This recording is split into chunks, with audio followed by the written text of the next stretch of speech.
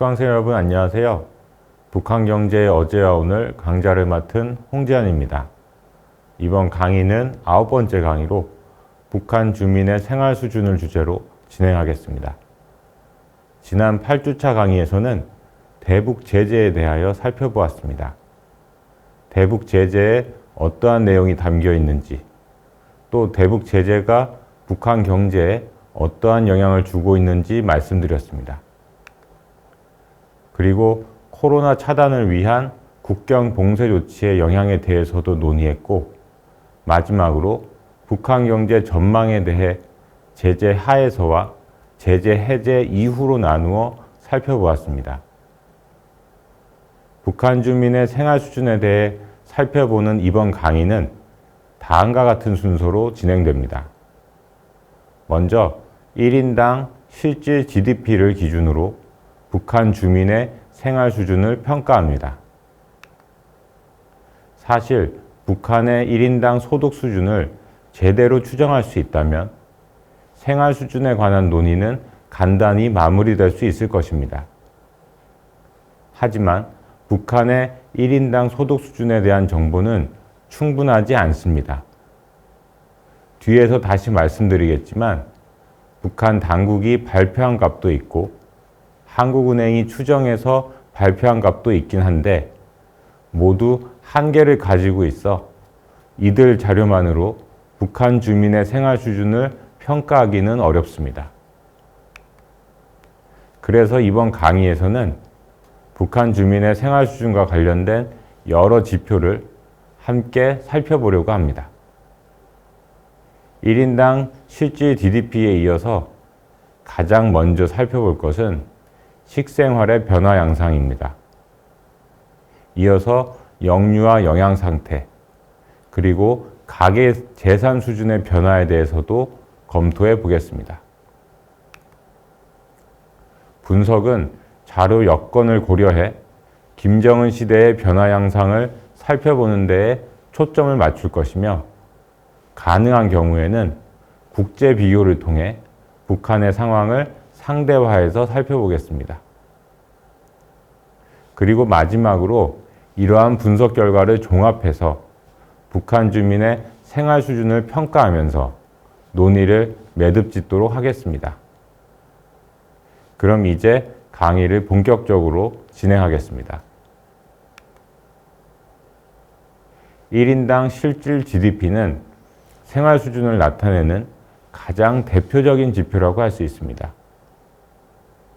국민 총생산이라는 개념 자체가 생활 수준의 장기적인 추세를 측정할 수 있는 기준을 찾는 과정에서 등장했습니다. 따라서 북한 주민의 생활 수준에 대한 논의도 북한의 1인당 실질 GDP에 관한 분석에서 시작하는 것이 적절합니다. 1인당 실질 GDP 같은 통계는 보통의 경우 해당 국가에서 공식적으로 발표하고 또 이를 가장 많이 활용합니다. 따라서 먼저 북한 통계를 살펴볼 필요가 있습니다. 그런데 북한은 1960년대 중반 이후 관련 통계를 공식적으로 발표하지 않았습니다.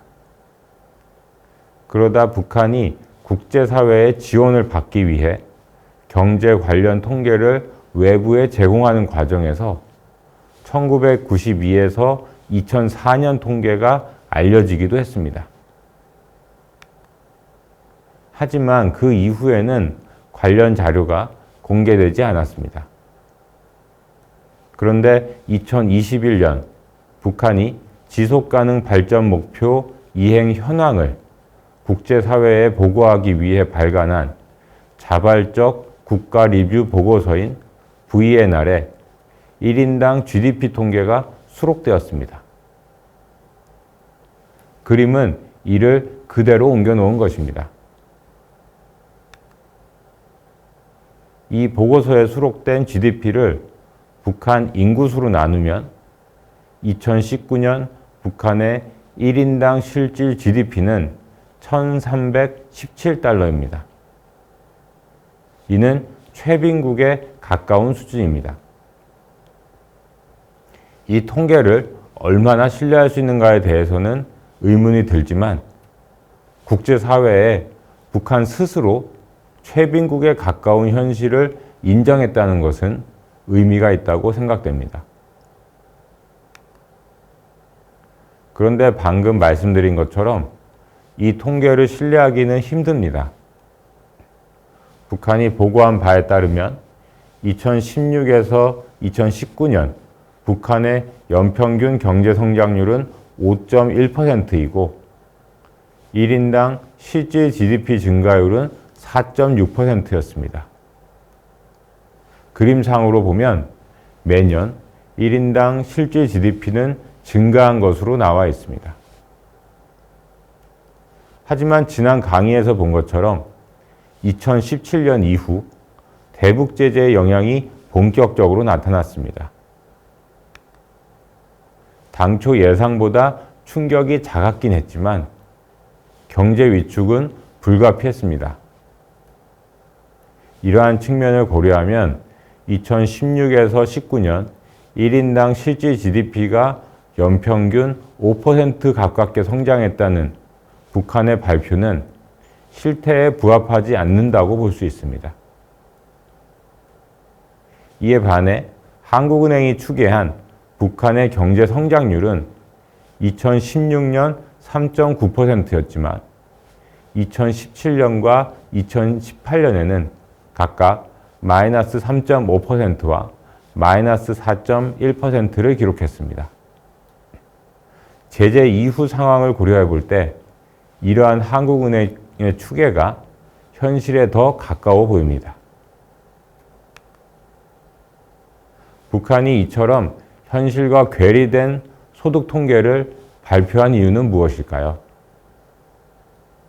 일단 강력한 대북 제재 하에서도 북한 경제가 건재하다는 것을 과시하려고 성장률을 부풀렸을 가능성이 있습니다.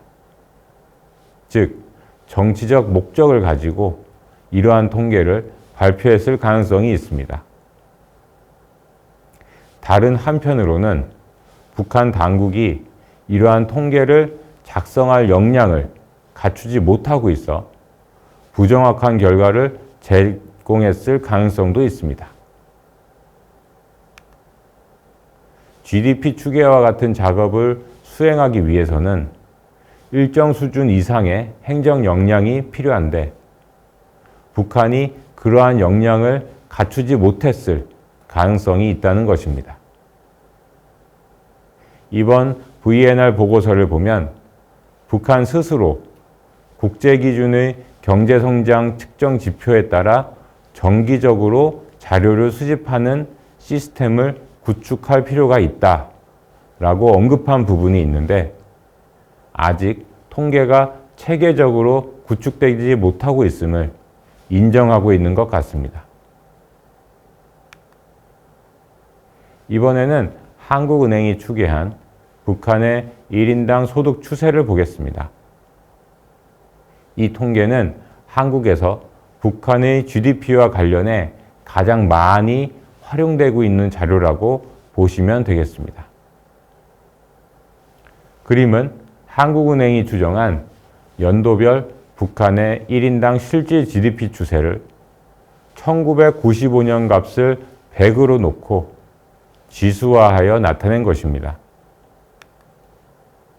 최근 상황 위주로 보겠습니다.